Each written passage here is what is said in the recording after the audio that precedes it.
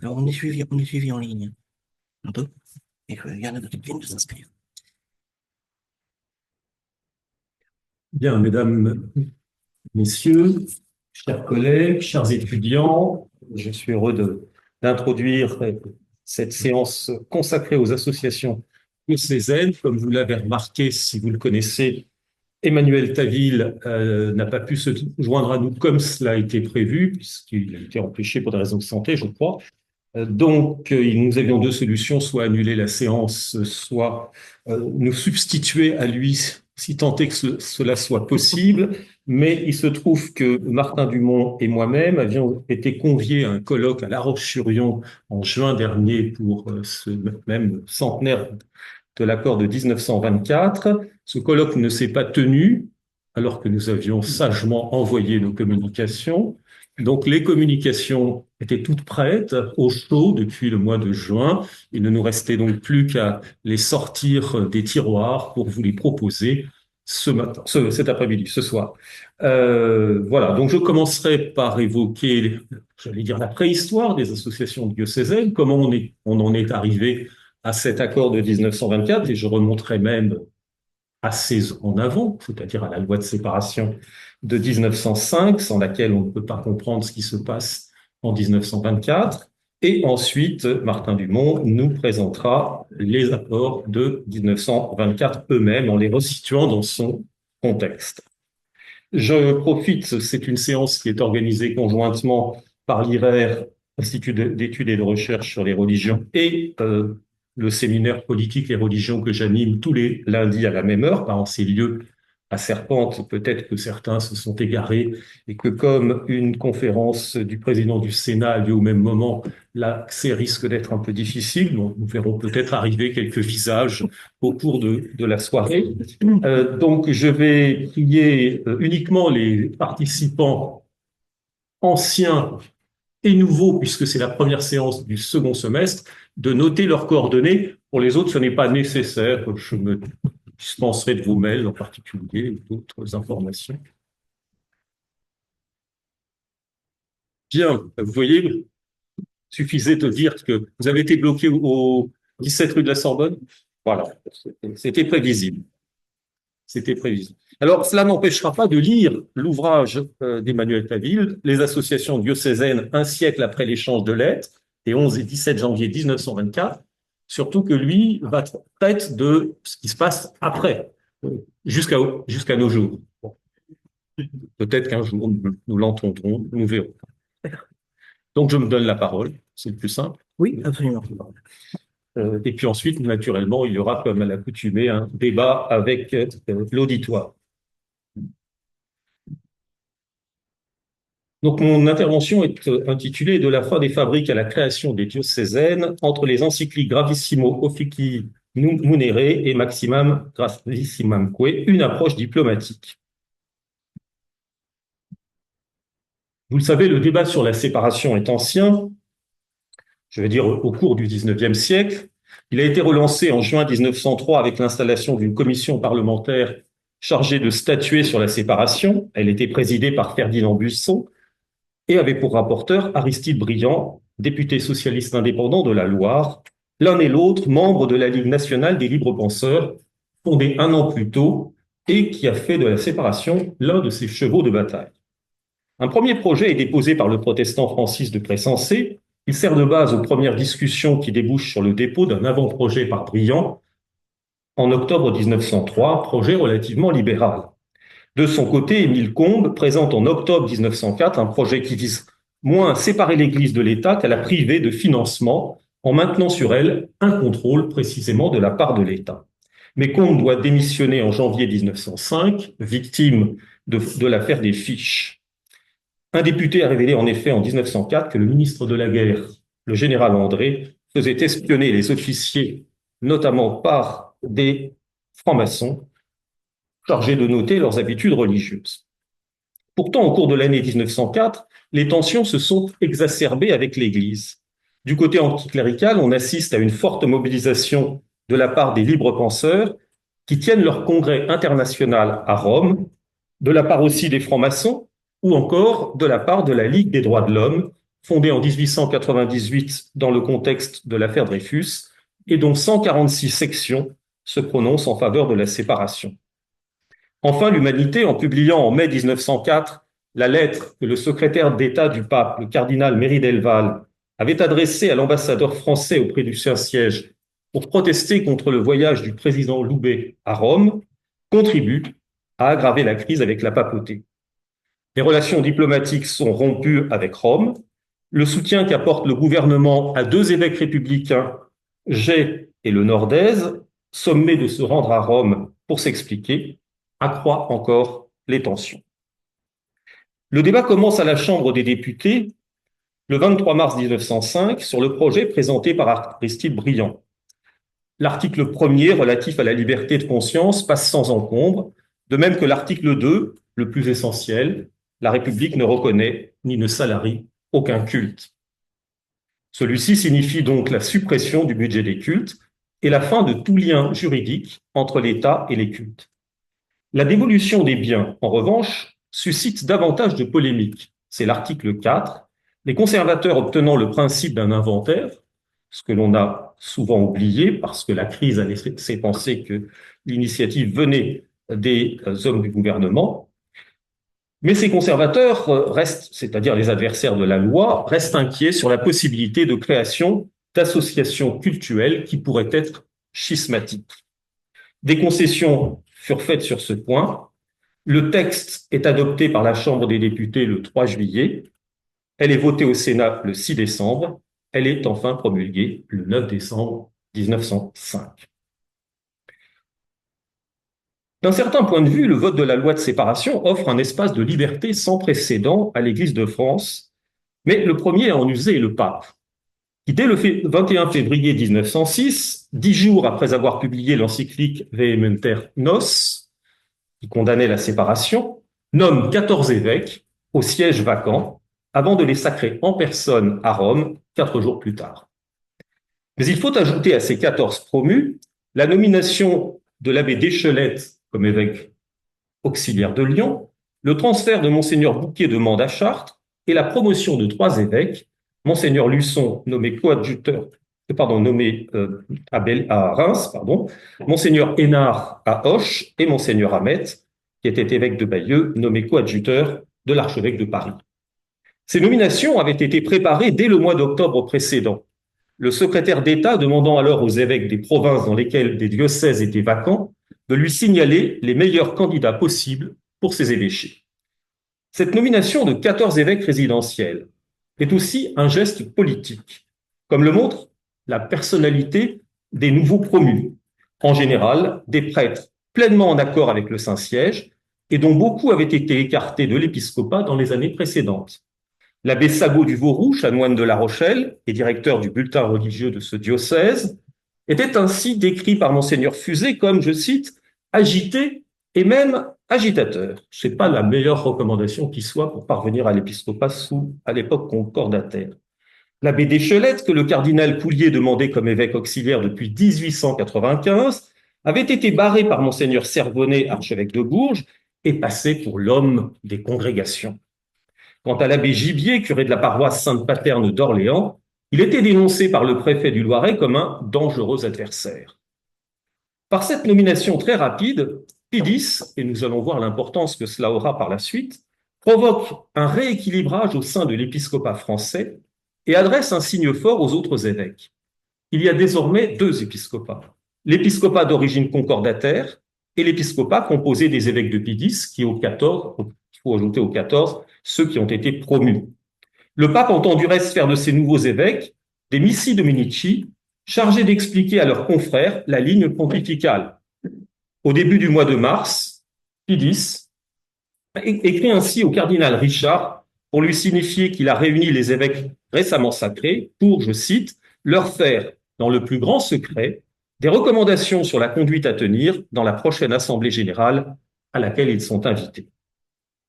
Pie X entend donc peser directement sur cette assemblée générale de l'épiscopat français, dont il a accepté le principe au début de l'année, non sans quelques réticences.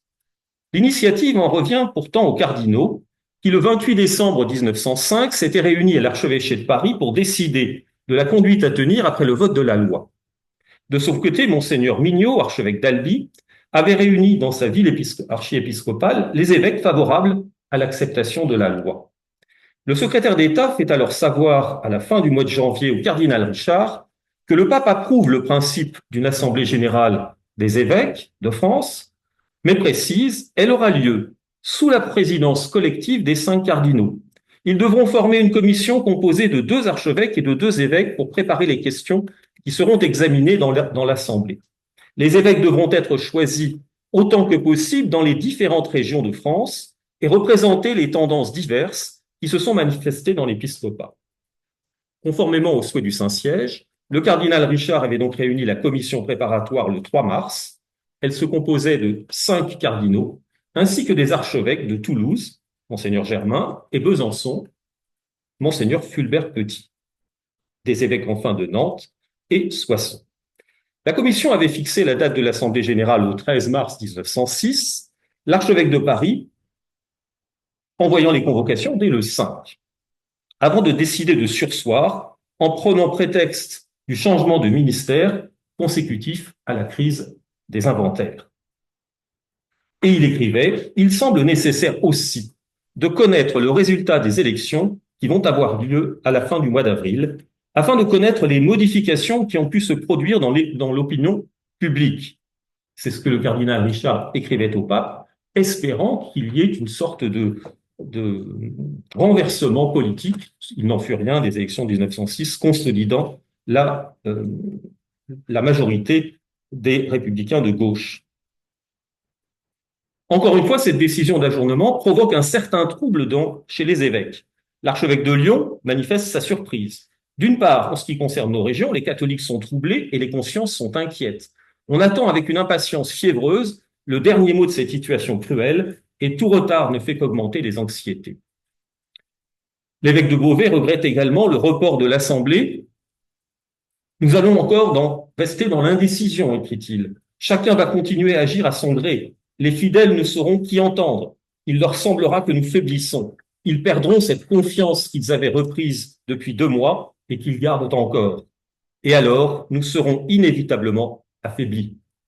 De son côté, l'évêque de Montpellier, Cabrières, proteste contre les choix pour la commission préparatoire. Aurais-je dire à votre éminence, écrit-il au cardinal Richard, que la commission, en dehors des éminentissimes cardinaux, a été composée sans assez d'égard envers la généralité de l'épiscopat. N'aurait-on pas dû se préoccuper de former cette importante commission, non pas par un choix arbitraire, mais par une consultation directe, soit auprès des chanceliers, de nos divers instituts d'enseignement supérieur, soit auprès de nos métropolitains. J'ai entendu à cet égard des plaintes assez vives et je sais que, à Rome, de graves personnages ont partagé notre étonnement. En fait, le pape donne un avis favorable à ce que l'on attende les élections pour réunir l'Assemblée. Elle est donc différée. La principale cheville ouvrière de la commission préparatoire fut, cela est bien connu, monseigneur Fulbert Petit, archevêque de Besançon, qui présente à ses collègues le projet qu'il a élaboré afin de permettre la formation d'associations acceptables par les 2 parties, l'Église et l'État, bien sûr, celles que l'on a appelées les associations canoniques légales ou canonico-légales. En laissant se tenir l'Assemblée générale de l'épiscopat français, alors qu'il vient de condamner la loi de séparation et le principe des associations cultuelles, par l'encyclique Vehementernos, le pape signifie bien qu'il laisse une porte ouverte à une éventuelle interprétation de la loi, mais il manifeste aussi une très grande prudence à l'égard de toute négociation avec le gouvernement. Je le cite, « Comme l'Assemblée générale devra se prononcer spécialement sur les associations cultuelles, après avoir émis naturellement les protestations les plus explicites sur la question de principe, et avant d'exprimer un vote sur l'essai conditionnel d'acceptation ou sur le refus formel, j'aimerais que votre éminence fit remarquer aux vénérables évêques. » Il s'adresse toujours au cardinal Richard. Tout ce que je vous cite sort des archives du diocèse de Paris. Premier point, si en présence des faits dont nous sommes témoins, c'est spécialement à l'égard des congrégations auxquelles on demandait de se faire autoriser pour être protégés, mais en réalité pour être spoliés, nous ne serions pas inexcusables en agissant de confiance avec un gouvernement qui pratique la ruse quand il ne peut user de la violence. Deuxième point, si l'acceptation, même conditionnelle, de misérables avantages, temporaires et apparents, ne tourne pas au déshonneur de qui paraît, par ce fait, comme un renonciataire de droits sacrés.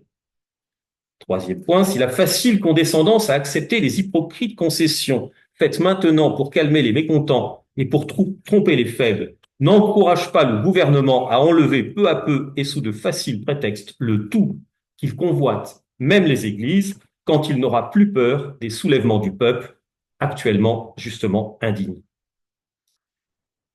Après avoir entendu ces propos, la marge de manœuvre des évêques paraît bien étroite. Le cardinal Lecot, archevêque de Bordeaux, veut cependant croire que, je cite, « Nul n'a le droit de préjuger la décision du pontife suprême, même après l'encyclique. Il attend du reste beaucoup de l'Assemblée générale, que nos préoccupations doivent être grandes à l'approche de ce jour où seront prises des décisions si graves. Pour moi, poursuit-il, je voudrais que l'avis commun, fût qu'on se bornât à donner au Saint-Père un tableau aussi exact que possible de la situation, et qu'on s'en remît sans plus de discussion à son jugement suprême. Nous éviterions ainsi toute division dans l'épiscopat, et l'assentiment unanime accueillerait la parole de Pierre sans qu'il y ait eu le moindre heurt et le moindre froissement. » Finalement, le cardinal Richard convoque ses collègues le 17 avril pour le 30 mai, en leur précisant que l'Assemblée aura pour rôle d'examiner les mesures à prendre pour sauvegarder la liberté et les intérêts de l'Église dans la situation qui nous est faite par la loi de séparation. Fin de citation. Le Saint-Siège conserve toutefois des craintes quant à l'issue de la réunion.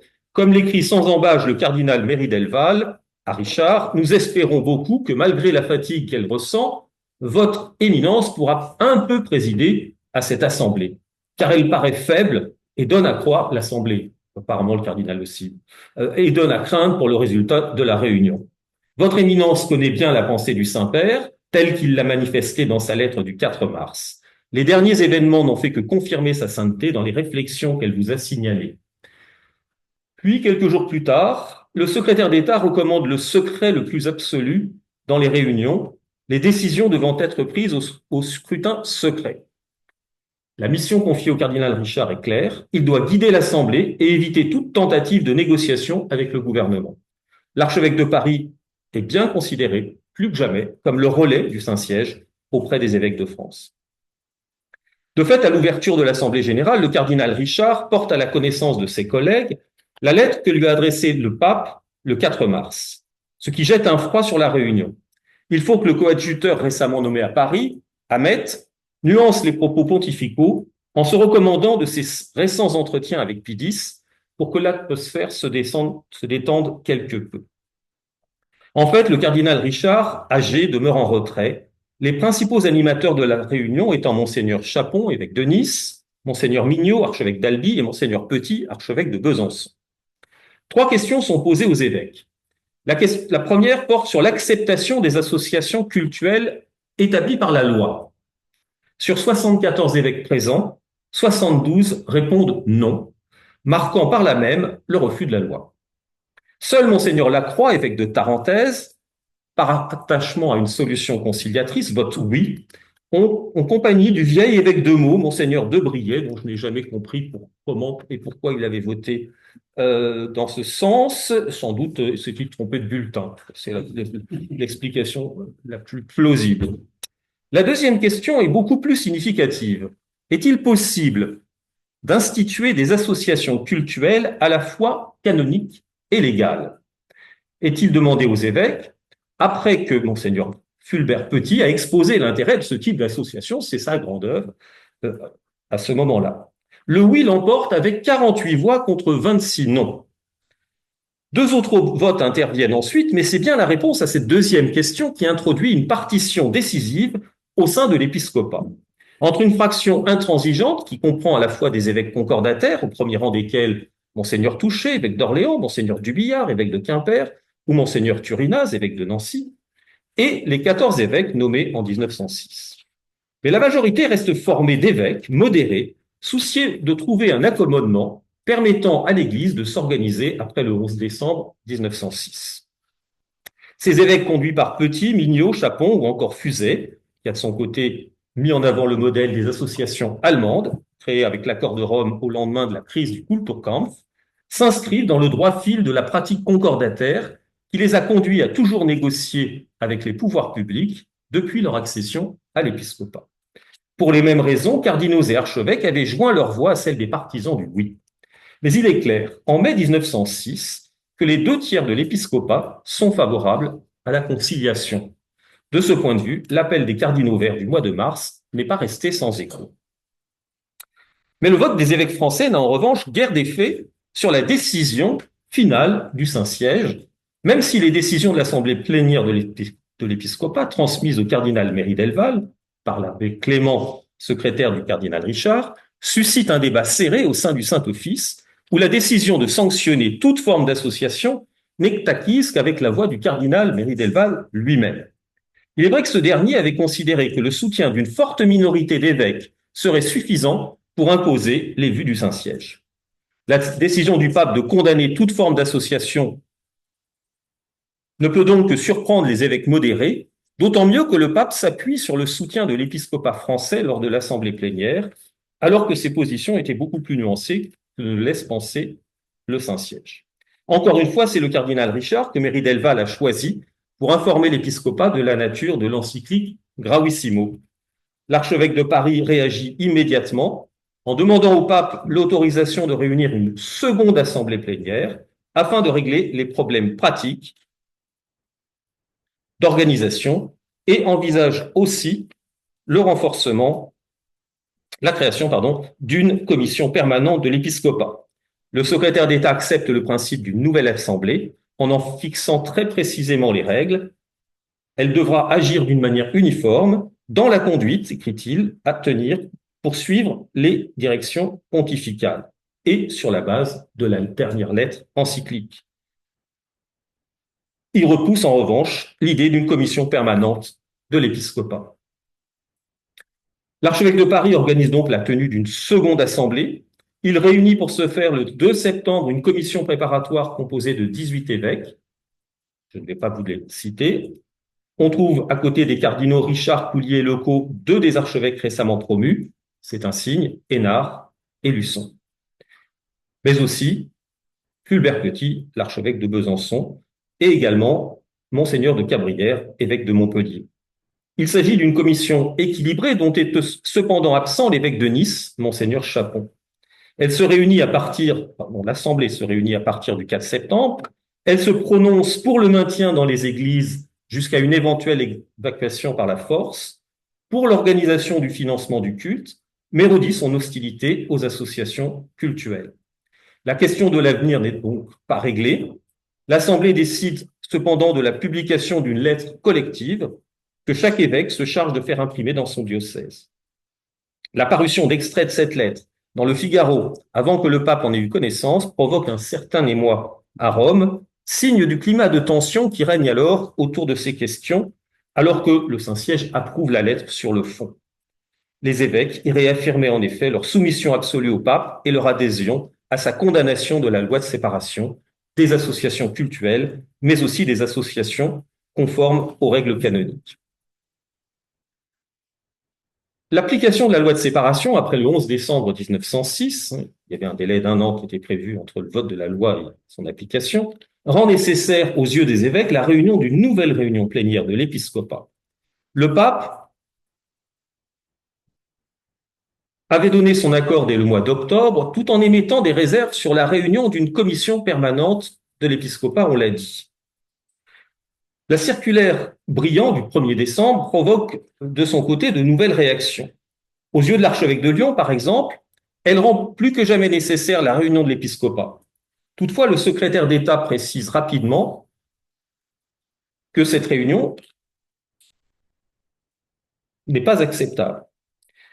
Puis, il réitère l'opposition du Saint-Siège à toute idée de déclaration.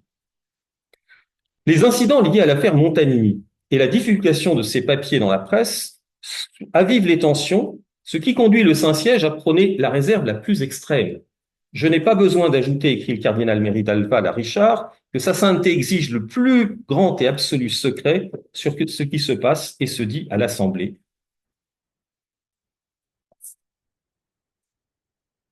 Une troisième assemblée plénière ne peut se tenir à l'archevêché de Paris, dont le cardinal Richard vient d'être expulsé. Elle a donc lieu au château de la Muette, prêté pour l'occasion aux évêques par le comte de Franqueville. C'est néanmoins le cardinal Richard qui, encore une fois, convoque l'assemblée. Je vais passer, parce que ça risque d'être un peu répétitif, sur les différentes commissions qui ont été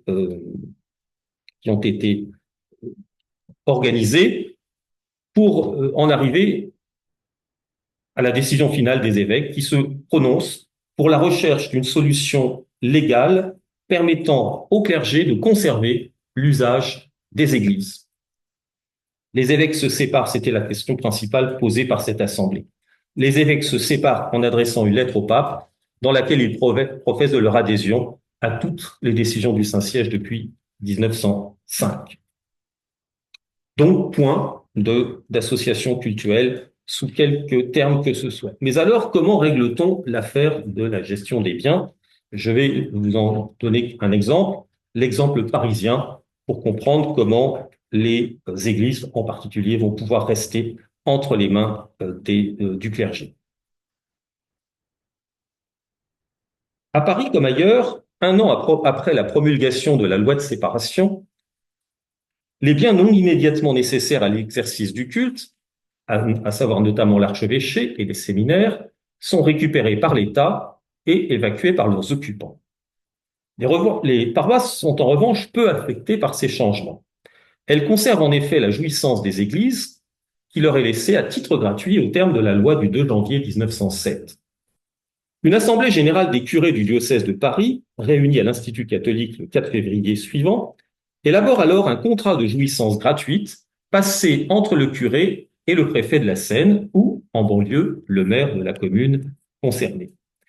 Au cours de cette réunion, lit-on dans un compte-rendu dressé par le secrétariat général de l'archevêché, il fut résolu que l'autorité diocésaine se réserverait de traiter elle-même avec monsieur le préfet de la Seine pour les églises de la capitale. Un grand nombre de messieurs les curés insistèrent pour que dans le contrat à intervenir, des réserves fussent très nettement formulées à l'effet de sauvegarder leurs responsabilités personnelles au sujet des réparations. La question se traite donc au niveau de l'archevêché. Plusieurs rencontres ont eu lieu dans les jours suivants avec le préfet de la Seine ou son représentant.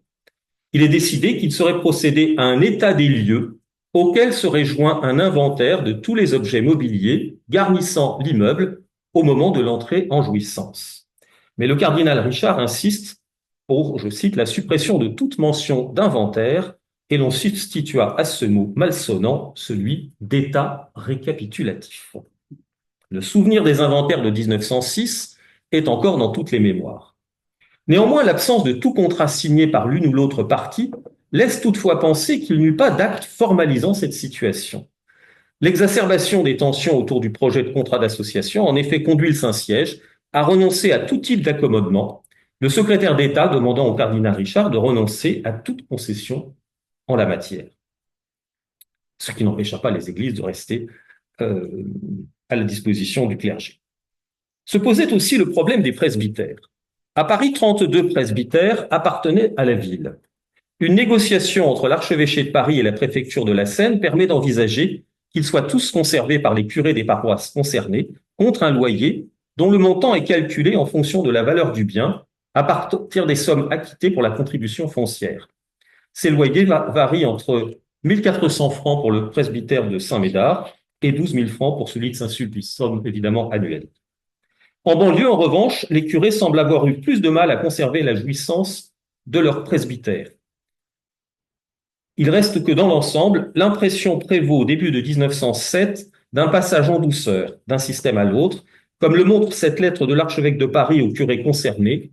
Nous croyons que vous allez être invités à vous entendre avec l'administration préfectorale sur les conditions de location de votre presbytère. Les clauses générales de cette location nous sont déjà connues et dans leur ensemble nous paraissent acceptables.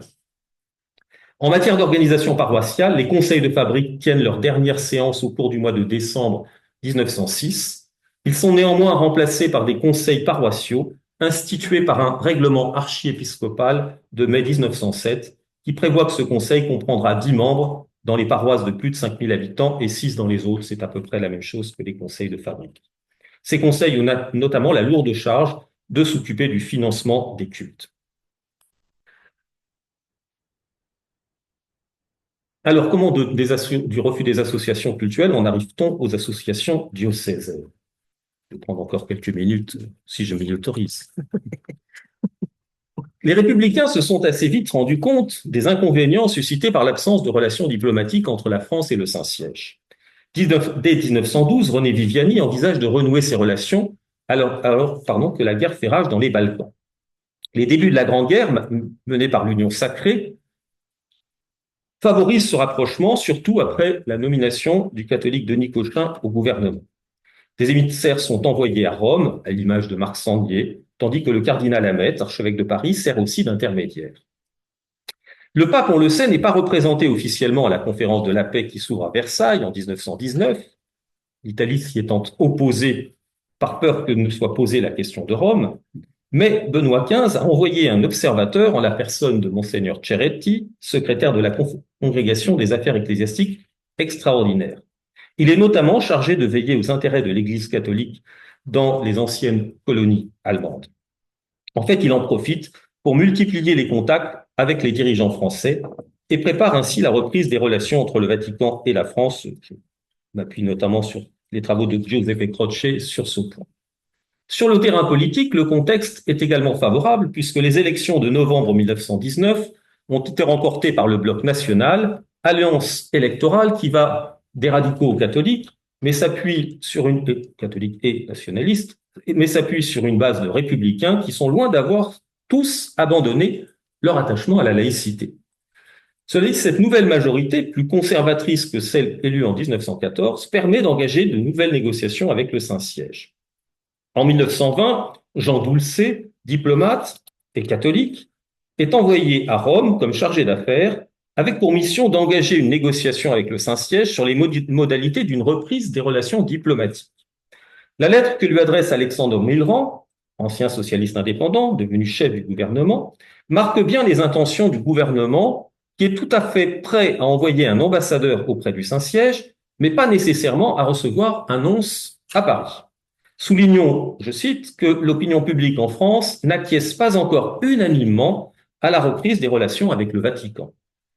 Mais la France a obtenu le protectorat sur la Syrie et le Liban, ce qui conduit le gouvernement à reprendre la tradition de protection des intérêts chrétiens en Orient. Le chef du gouvernement mettant en avant, je cite encore, la politique traditionnelle de protection des catholiques en Orient et réclamant, je cite encore, le maintien de nos droits en Extrême-Orient et d'une façon générale partout où les intérêts de la France et ceux du Saint-Siège se trouvent en présence. Se pose aussi la question du retour de la France de l'Alsace-Moselle et de l'occupation de la Sarre et de la Rhénanie. Sur toutes ces questions, je vous renvoie à la thèse d'Édouard Coquet, qui viendra nous en parler dans quelques semaines, préparée sous ma direction, intitulée La France coloniale et l'Église, remise en cause d'une alliance ambiguë de 1918 au début des années 30, donc qui va être, nous l'attendons dans les jours prochains, elle est publiée au PUR. L'accord conclu le 28 mai 1920 prévoit l'envoi d'un ambassadeur français à Rome et d'un nonce à Paris. Mais la question des lois laïques n'est pas abordée. C'est cependant dans ce contexte que Jeanne d'Arc, rappelons-le, est canonisée le 16 mai 1920. La reprise faillit capoter à cause de la nomination par le pape du très intransigeant cardinal Dubois à l'archevêché de Paris.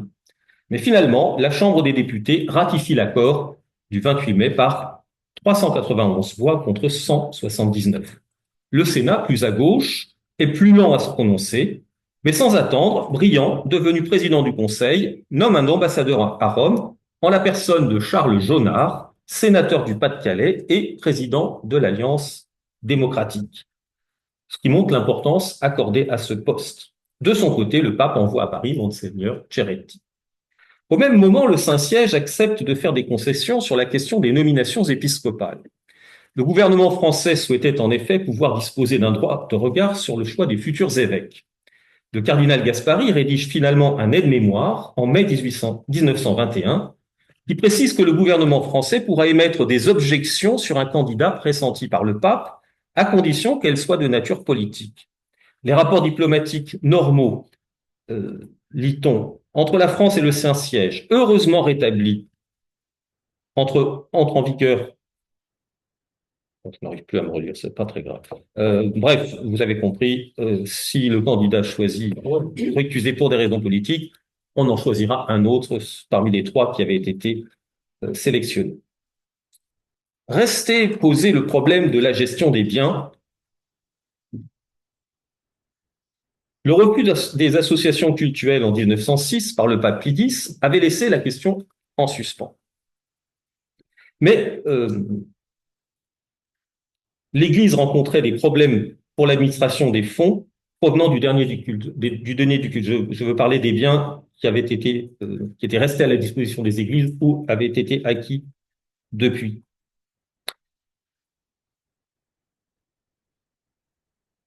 Problème aussi pour l'acquisition ou la construction de bâtiments. Il lui fallait alors passer par une société immobilière qui agissait en son nom. La négociation avait été ouverte sur ce point dès 1920 par Jean Doulcet, mais reportée à cause de l'hostilité d'une partie des évêques devant ce qui leur apparaissait comme un retour pur et simple à la loi sur les cultuels et donc comme un reniement de l'action de Pie X. L'affaire est reprise en 1921. Un projet est alors rédigé par l'évêque de Nice, Monseigneur Chapon, déjà actif au moment de la loi de séparation, et on peut rappeler qu'il était un ancien secrétaire de Dupanloup, réputé pour son libéralisme. Le projet est transmis aux évêques en 1922. Il rencontre encore l'opposition d'une minorité d'entre eux, mais après quelques corrections du pape, il est finalement accepté par l'épiscopat, puis approuvé par le Conseil d'État en décembre 1923. Ainsi peuvent naître les associations diocésaines qui, en s'appuyant sur les lois de 1901 et de 1905, obtiennent le droit d'acquérir et de gérer des biens destinés à l'exercice du culte. L'association est composée d'un conseil de 5 membres élus par les membres titulaires sur une liste de 8 noms proposés par l'évêque, ce qui signifie, et c'était un des enjeux majeurs en 1905-1906, que l'évêque garde la main sur la composition du conseil et donc sur l'administration de l'association, principal changement par rapport à la loi de 1905. Le pape approuve les associations diocésaines par l'encyclique Maximam GravissimamQue du 18 juin 1924, mais c'est à Martin Dumont de nous en dire plus sur ce sujet. Merci de votre attention. Merci beaucoup, Jacques-Olivier. Voilà. Je vais avoir du mal à parler après cette intervention aussi précise, parce que contrairement à Jacques-Olivier, mon intervention n'était pas prête pour le colloque, et surtout, donc voilà, j'ai préparé quelque chose parce que je me suis dit que je parlais. Et voilà, ça viendra plus tard pour moi. Et surtout, je me suis dit que j'allais parler devant ces étudiants, donc j'ai essayé d'adapter un peu mon propos. Voilà, je vais intervenir. Donc, on pourrait appeler ça autour d'une cérémonie élyséenne. Le 22 décembre 1925, dans les salons de l'Élysée, une cérémonie peu ordinaire se déroulait pour des raisons qui tiennent à l'histoire de la société française et des diverses agitations qui avaient eu lieu durant cette période. La dernière cérémonie élyséenne de ce type remontait à près de 30 ans. Au 4 juillet 1896, précisément, où le président Félix Faure, de pieuse mémoire, remettait au nonce apostolique à Paris, Domenico Ferrata, la barrette cardinalis. Parce que voilà quelle était la cérémonie en question. 29 ans et demi plus tard, beaucoup d'eau ayant coulé sous les ponts, eh bien, le ciel restait encore chargé de quelques nuages. Un autre président de la République, Gaston Doumergue, remettait à son tour la barrette cardinalis à un autre nonce apostolique à Paris, Bonaventura Ceretti. L'événement élyséen se retrouve raconté dans une multitude de journaux, de La Croix à l'Humanité, du Figaro à l'Écho d'Alger. Il y a même l'Excelsior qui donne tous les détails de la célébration. Et les éditions de la presse locale, c'est assez fascinant en cherchant sur Gallica, tous les journaux qui peuvent parler de cette cérémonie. Euh, on a droit à tous les détails, hein, le passage de l'habit violet à la pourpre cardinalis. On sait que le nouveau cardinal, parce qu'il a été nommé par Pie XI le 14 décembre 1923, 25, pardon, 14 décembre 1925, Bonaventura Ceretti est nommé au consistoire donc par Pie XI, et il reçoit donc quelques jours plus tard la barrette cardinalis. Événement mondain, mais événement surtout politico-religieux, parce que la pourpre cardinalis et ensuite celui qui n'était encore que monseigneur change d'habit dans les salons de l'Élysée. Voilà. Il passe du violet à la pourpre cardinalis. Donc on a vraiment tous les détails, au-delà d'un certain amusement, évidemment, que l'on peut éprouver en lisant les différents comptes rendus, à peu près tous les mêmes, sur un événement qui n'était pas arrivé en ce lieu depuis si longtemps. Il faut comprendre et attirer en fait l'attention sur deux éléments. La cérémonie aurait pu ne pas avoir lieu et les comptes rendus le montrent tous. Cette cérémonie a lieu dans un climat cordial, serein, pacifique.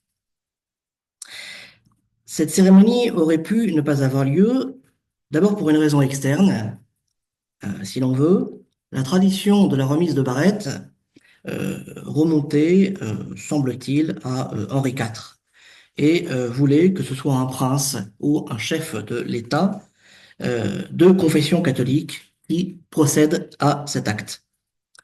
Or, Gaston Doumergue est protestant. La question s'est donc posée. Lorsque Pie XI avait annoncé, lors du consistoire du 14 décembre, la nomination et l'élévation au cardinalat de Ceretti. Mais le pape Ratti avait été ablégat en 1893, il était venu à Paris, pour la remise de barrette cardinalis au cardinal Lecot et le cardinal Bourret, si je ne me trompe pas. Et le pape Ratti devait décider que la confession du chef de l'État importait peu. Les journaux soulignent, et notamment La Croix, il manifestait ainsi les sentiments de proximité avec notre pays, dit pieusement la presse.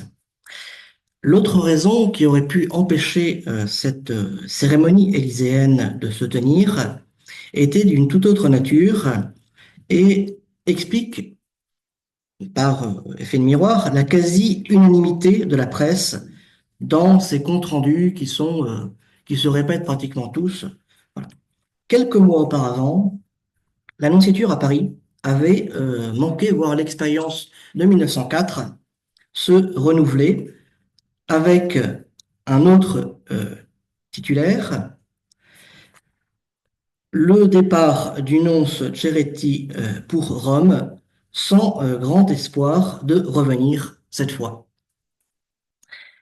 Cela ne se fit pas pour des raisons qui vont être évoquées dans un instant, mais Gaston Doumergue, dans son allocution élyséenne, qui est mentionnée par certains journaux, qui est mentionnée seulement par bribes, je n'ai pas réussi à trouver le texte de l'allocution du président, souligne, relève que le nonce Ceretti, présent donc à Paris depuis 1921, avait œuvré pour la paix dans la société française et pour la réconciliation donc des esprits, et avait à son actif un certain bilan, dont les associations diocésaines. La mention des associations diocésaines dans le cadre de cette cérémonie si particulière n'était en rien anodine. Je reviendrai également tout à l'heure sur l'entourage, ceux qui assistent à cette cérémonie, qui n'est en rien anodin. Donc, la mention des associations diocésaines, dans le cadre de cette cérémonie si particulière, il est bon de faire un retour en arrière pour comprendre en quoi c'est si important. Il faut revenir, on va dire, 2 ans, voilà, en arrière, en quelque sorte là où Jacques-Olivier Boudon nous a laissé. mais en commençant déjà par nous arrêter à l'encyclique du 18 janvier 1924, Maximam Gravissimam Que. J'ai déjà eu l'occasion de le dire ailleurs, parce qu'il y a eu aussi un colloque organisé par les archivistes de l'Église de France. C'est au mois d'octobre dernier. Le texte de ce document pontifical est à lire avec un stylo à la main. Il faut le lire très attentivement. Rien n'est laissé au hasard. Tout est pesé au millimètre près, parce que justement, Pie XI, quand il publie ce texte, il serait évidemment trop long d'entrer dans les détails, mais Rome et l'Église de France restent marquées par la rupture de 1905 et les lendemains, la condamnation de 1906.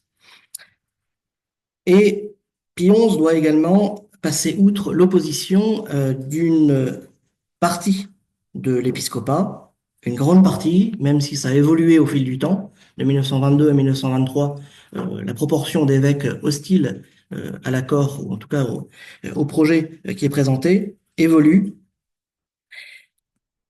Et notamment, il y a une partie de l'ancienne équipe, pardonnez-moi l'expression, de Pie X, le cardinal Méry Delval, notamment, qui avait été le secrétaire d'État de Pie X au moment de la séparation, se plaint. Faut dire les choses, voilà, clairement, il râle auprès du cardinal Morin, l'archevêque de Lyon, euh, parce qu'il se considère comme étant mis de côté, qu'on ne lui fait plus confiance, que à Rome, il parle, mais que plus personne l'écoute. Il oublie juste éventuellement de dire que, enfin, il oublie de préciser que ces excès de langage peuvent aussi le desservir. À Rome, il y a un excellent article de François Jancoviac qui avait été publié dans un collectif sur Pie XI et la France, où on peut comprendre aussi pourquoi Méry Delval, disons que ses collègues ont un peu de mal éventuellement à l'écouter, parce que quand il s'exprime, c'est assez brut de décoffrage. Voilà, on a les comptes rendus des séances de la Congrégation des affaires ecclésiastiques extraordinaires sur le sujet des diocésaines. Et puisqu'il y a des étudiants ici, il faut savoir qu'il y a encore des archives. Tout n'a pas été exploité. François Jancoviac est passé, il y avait le très beau livre d'Émile Poula sur les diocésaines. On avait l'impression que tout avait déjà été dit. Il y a des dossiers, il y a des choses nouvelles encore à utiliser. Et notamment à Rome, ce que l'on appelle la Congrégation des affaires ecclésiastiques extraordinaires, les réactions et le compte rendu de comment va se passer sur le terrain enfin, comment est reçu l'encyclique. Tout cela, il y a des dossiers qui existent encore, qui n'ont pas encore été utilisés, exploités. Il y a certainement encore bien d'autres archives qui peuvent exister et qui pourraient être exploitées. Pie XI, surtout, également, il n'y avait pas seulement à passer outre l'opposition des évêques de France, il y avait aussi sa propre, non pas sa propre opposition, mais sa propre hésitation. Pie XI hésite énormément avant de signer l'encyclique.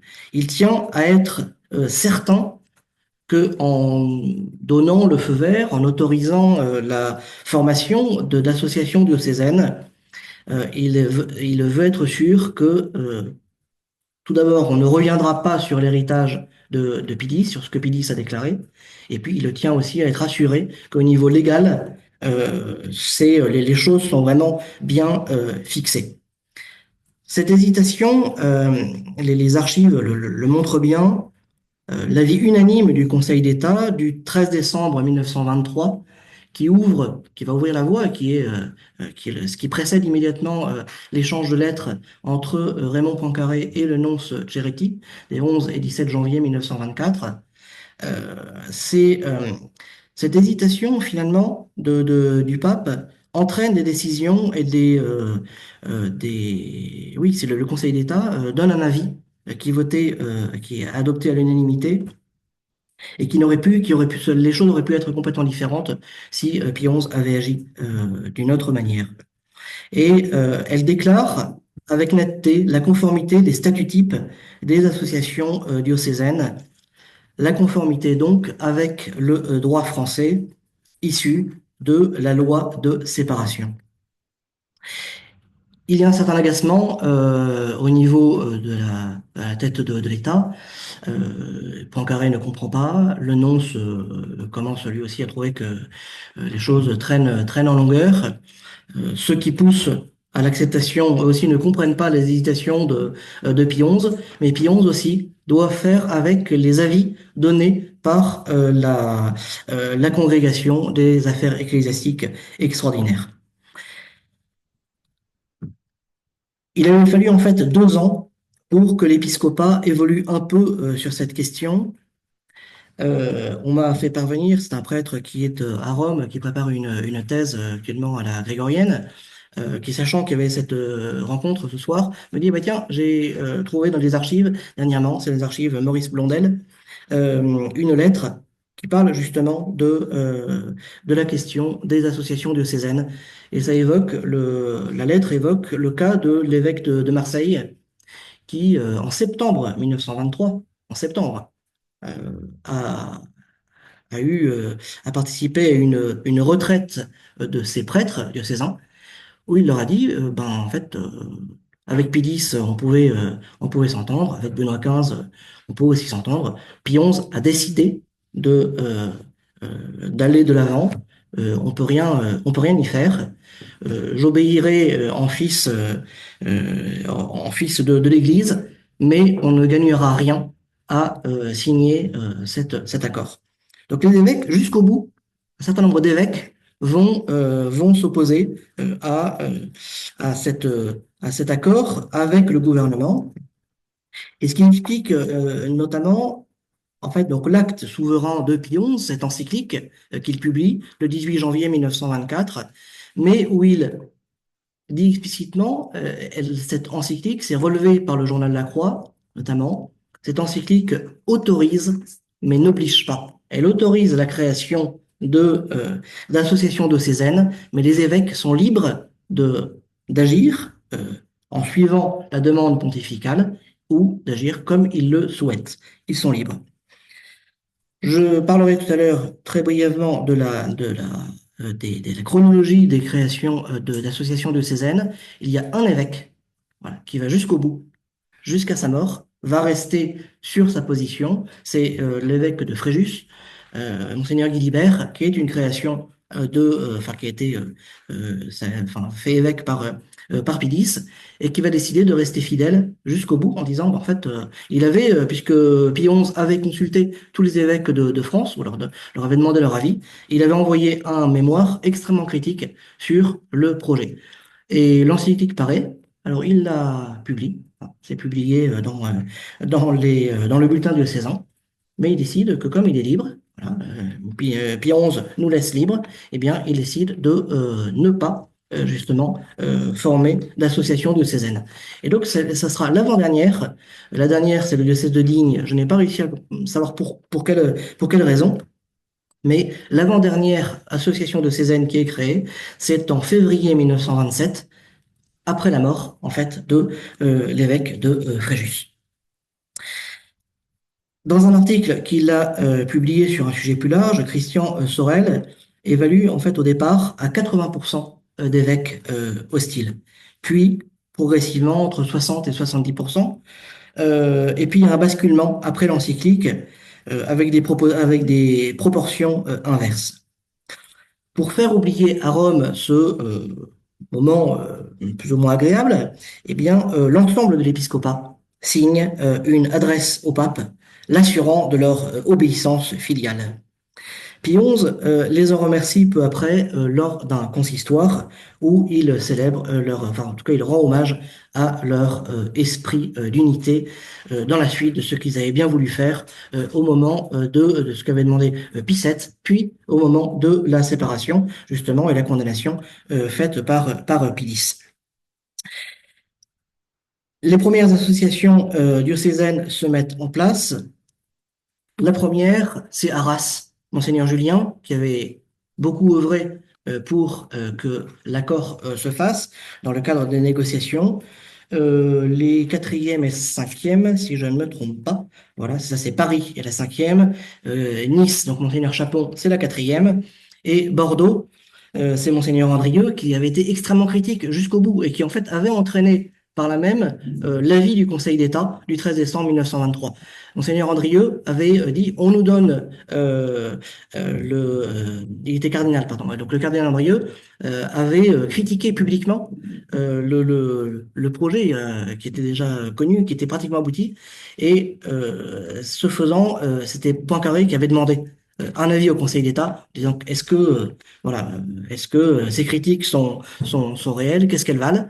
Et le Conseil d'État avait donné un avis unanime en disant c'est voilà, un avis extrêmement précis pour expliquer que les associations diocésaines telles qu'elles étaient envisagées étaient conformes au droit français.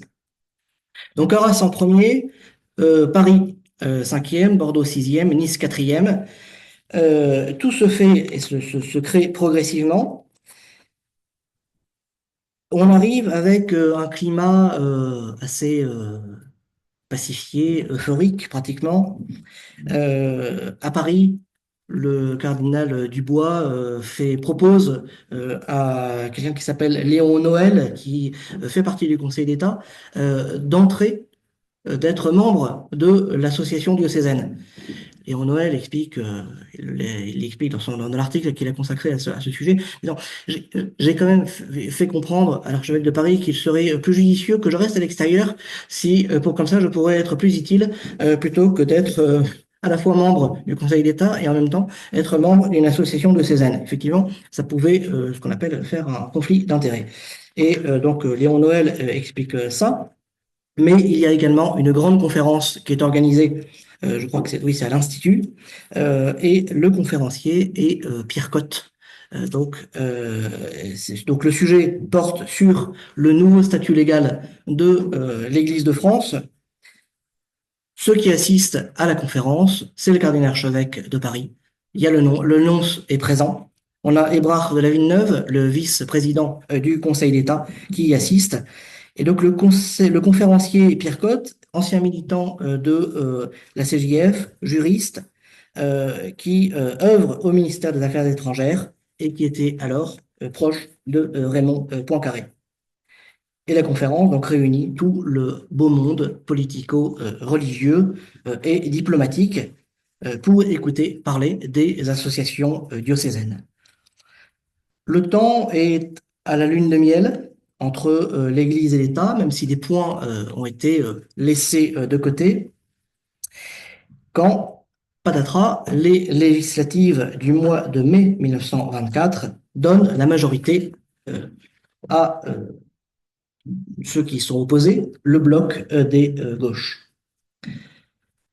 L'ensemble des forces de gauche était peut-être hétéroclite, mais un élément qui unissait l'ensemble, c'est le retour à une application stricte de la laïcité qui serait en quelque sorte atteinte par le rétablissement de l'ambassade de France près le Saint-Siège et également oui, par les associations de Cézanne.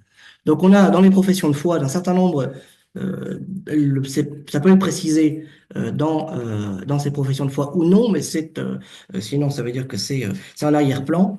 Le retour à une laïcité, à une application stricte de laïcité, la question des congrégations religieuses, l'ambassade près le Vatican et les associations diocésaines. En décembre 1923, la Semaine de défense laïque avait appelé à une réaction ferme face à ce qui leur apparaissait comme le réveil de la réaction. Donc la meilleure preuve étant donc l'arrivée annoncée des associations diocésaines. Le discours d'investiture ou de politique générale du nouveau président du Conseil, Édouard Herriot, évoque directement la question de la laïcité. C'est le discours du 18 juin 1924. Les associations diocésaines ne sont pas mentionnées, mais l'idée est là, et on y trouve visé le statut particulier encore de l'Alsace et surtout l'ambassade du Vatican. Et la question également des congrégations religieuses, pour laquelle, en fait, il souhaite réactiver des mesures hostiles. Pour lui, il l'expliquera plus tard également, l'ambassade du Vatican, en l'absence de concordat, de fait, c'est une représentation de la France auprès du pape. Ce n'est pas auprès d'un chef d'État étranger, c'est la question, c'est la représentation auprès du pape. Est-ce que c'est vraiment important que la France ait cette représentation ou non? Le climat particulier qui laisse alors penser à un retour en fait de la guerre des deux France, ou en tout cas une réactivation d'une laïcité stricte, entraîne une mise en application en pointillé, si vous voulez bien me pardonner l'expression, mais de la formation des associations diocésaines. La chronologie des constitutions d'associations diocésaines est très éclairante. Au 31 décembre 1924, 31 ont été formées, en commençant à la fin février. Donc sur 10 mois, il y a eu 31 associations diocésaines formées. Sur toute l'année 1925, 13 sont formées. En 1926, alors que la situation politique a changé, 39 associations diocésaines voient le jour. Donc on a vraiment un creux dans la formation. Et on peut le percevoir aussi dans des archives. Il y a des archivistes diocésains qui ont mis en ligne certaines archives relatives en fait aux associations diocésaines. Je pense par exemple au diocèse de Gap, euh, où, euh, on sent cette hésitation.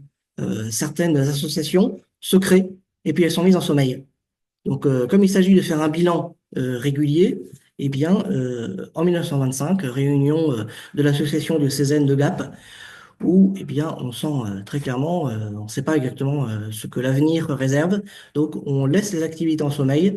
L'essentiel est que l'association se soit constituée, qu'elle soit évidemment en lien avec l'évêque, que tout se soit uni, mais il y a une certaine mise en sommeil de ces associations. Le temps passe, tout un chacun perçoit bien que l'accord de 1923-1924 entre la France et le Saint-Siège laisse au moins une des deux parties en présence au milieu du gué. Un pas a été fait, mais justement, ce pas semble insuffisant ou un premier pas seulement, et des deux côtés. Du côté du Saint-Siège, du côté de l'épiscopat français, mais aussi du côté, alors, du gouvernement Herriot. Il y a eu un acte de réconciliation, mais des deux côtés, on souhaite, voilà, un pas en avant. Les évêques de France souhaitent que les questions financières soient abordées. Euh, il y a encore des biens qui sont sous séquestre, notamment. Et le gouvernement Herriot désire, lui, davantage de souplesse de l'épiscopat et du clergé. Les débats à l'Assemblée qui s'ouvrent le 21 janvier 1925 et les jours suivants sont extrêmement riches. C'est absolument passionnant à lire. C'est enfin, on est à des années-lumière, pardon, mais ce qui peut avoir lieu malheureusement régulièrement à l'Assemblée ces derniers temps, mais non, c'est passionnant à lire. Édouard Herriot a une vraie pensée politique. Il a une vraie pensée sur la laïcité et en même temps un respect, il le dit lui-même, pour les religions et pour les catholiques. Il le dit explicitement qu'il se refuse à attaquer gratuitement les catholiques, mais il y a des leçons d'histoire qui se passent à l'Assemblée qui sont tout y passe, mais il y a vraiment une culture politico-religieuse de haute volée. Il évoque, là c'est de bonne guerre, en remerciement de l'ambassade du Vatican, Pie XI a critiqué le traité de Versailles dans l'encyclique Ubi Arcano. Mais il dit, je vais citer des encycliques que l'on veuille bien me pardonner, mais il le faut. Voilà. Et d'autre part, avec la reconnaissance des associations cultuelles telles qu'elles sont entendues par Rome, il dit on aurait espéré que l'Église reconnaisse la loi de 1905 et soit davantage ouverte sur la laïcité. Or, il n'en est rien, et il se dispute, il échange très vivement à l'Assemblée avec Briand, justement, avec Aristide Briand, qui a permis que cet accord avec le Saint-Siège se fasse. Et en mars 1925, la déclaration des évêques de France sur les lois de laïcité, extrêmement critique, rédigé par le dominicain Janvier et publié sans consultation de Rome. Euh, Christian Sorel a publié un article dans le volume sur la conférence, enfin autour de l'histoire de la conférence d'évêques de France, qui aborde cette question et qui montre que le nom c'est furieux parce que personne n'a été consulté et il souhaiterait même faire retirer des passages, mais c'est surtout cette idée qu'en fait Rome n'a pas été consultée, le texte a été publié sans que Rome donne son avis. Et évidemment, cette déclaration donne du grain à moudre au gouvernement Herriot. Et Herriot profite aussi des manifestations qui sont organisées dans tout le pays. On le voit dans les débats à l'Assemblée. Il évoque ces questions en les amalgamant, en disant les religieux sont derrière, en fait, les évêques sont aussi derrière ces grandes manifestations. Euh, et alors que justement, ça devait apporter la paix, le pays est de nouveau agité sur des questions religieuses, alors qu'on me fait passer pour critiquer et être opposé aux catholiques. Je ne le serai jamais, mais il évoque, et c'est très très très clair hein, dans son idée, voilà, c'est que le force doit être au droit et que pour lui, à partir du moment où la laïcité n'est pas négociable. Voilà. Un nouveau coup de théâtre, cependant, a lieu le 10 avril 1925. Ce jour-là, il était prévu un débat au Sénat sur les crédits de l'ambassade près le Vatican. Et le nonce Ceretti le racontera plus tard, mais il s'était fait à l'idée que, ben voilà, il allait falloir qu'il quitte l'annonciature, que c'en était fini. Il refusait toutes les invitations, il n'y avait plus rien à son agenda. Il a préparé ses valises et en pensant que le vote au Sénat ferait enfin, validerait la fin de l'annonciature et la fin de l'ambassade près le Vatican. Et c'est une femme, Alix Giraud-Delin, qui travaillait à l'annonciature, qui vient à l'annonciature ce soir-là, qui voit le nonce prêt à partir avec ses bagages, et qui lui dit, écoutez, Excellence, vous êtes fou. Et il le précise en disant, oui, oui, elle a osé me dire ça à moi.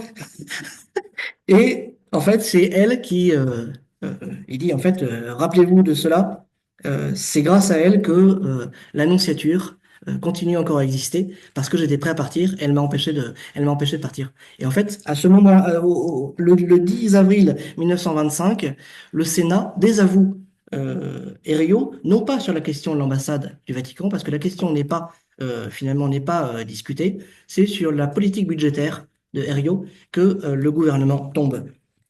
Le gouvernement désavoué démissionne 6 mois plus tard, clôturant cette année faite de tensions et d'incertitudes.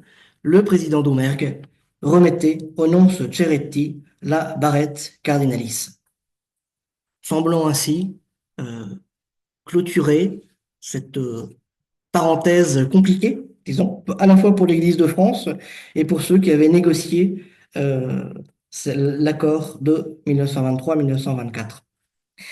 Bien loin d'être anecdotique, l'entourage qui assiste donc à la cérémonie, puis au déjeuner à l'Élysée, permet aussi de saisir l'ambiance retrouvée et donc la raison de l'évocation des associations diocésaines par le président Doumergue.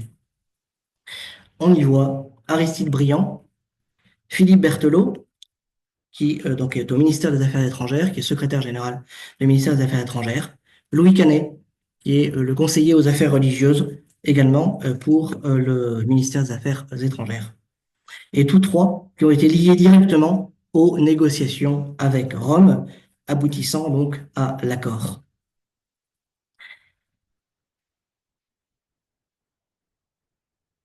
Consacrant un petit article au départ du cardinal Ceretti, après avoir ironisé lors de la célébration élyséenne survenue en même temps que l'encyclique Quas Primas du pape Pie XI sur le Christ roi, sur la royauté sociale du Christ, le journal Le Radical relevait que celui qui était désormais l'ancien nonce ne laissait que des regrets dans le monde politique. Dans le monde religieux, c'était moins sûr. Tout en notant ce point fondamental, je le cite, on peut bien dire qu'il dépendra en grande partie du nouveau nonce quelle expérience de rapprochement entre les catholiques et la République, donc que cette expérience soit concluante dans un sens ou un autre. Si le nouveau nonce sait amener ses amis à respecter la paix intérieure, il justifiera l'expérience commencée par le cardinal Ceretti. Sinon, il démontrera la nécessité d'y mettre fin. Ce n'est pas aux républicains de décider, c'est aux cléricaux de choisir. Article du 7 avril 1926. Ces réflexions d'un journal tendance radicale socialiste, euh, sous-titré donc Organe d'action démocratique et de progrès social, qui, le même jour qu'il consacre un article au départ du cardinal Ceretti, fait aussi en première page, mentionne la deuxième semaine de défense laïque, avec tout le programme bien en détail. Donc ces réflexions n'étaient cependant pas l'expression d'un quelconque gouvernement. Les accords Poincaré-Ceretti n'ont jamais été remis en cause, même si donc Emmanuel Tawil souligne donc à la fin 2023, les choses ont été plus compliquées que ce que je pensais. S'ils avaient laissé des questions en suspens, ils avaient donné à l'Église de France un nouveau statut légal et ouvraient la voie à la résolution d'un conflit ouvert en 1905-1906. Un accord officialisé donc par l'encyclique de Pie XI, Maximum Gravissimamque, est toujours valable, ainsi qu'en témoigne, donc, après 18 mois de négociations, l'échange de lettres de 2023 entre Elisabeth Borne, alors Première ministre, et le nonce Celestino Migliore. Voilà. Je vous remercie.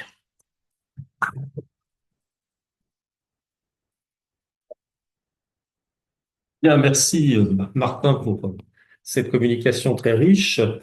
On peut peut-être ajouter en termes de contexte que très peu de temps après intervient ce qu'on a appelé le second ralliement avec la Oui. condamnation de l'action française qui est quand même très directement liée à ce processus qu'on voit se mettre en place au Congrès de Versailles en 1919 qui passe par le rétablissement des relations diplomatiques, par l'accord sur les associations diocésaines, etc.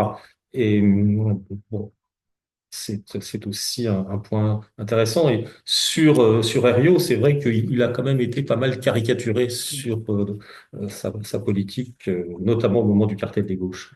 Alors peut-être sans doute, y a-t-il des interventions, des questions, des commentaires ou des approfondissements, des témoignages, que sais-je encore. Il n'y a pas de président, pas de membre de l'association diocésaine. Si, voilà.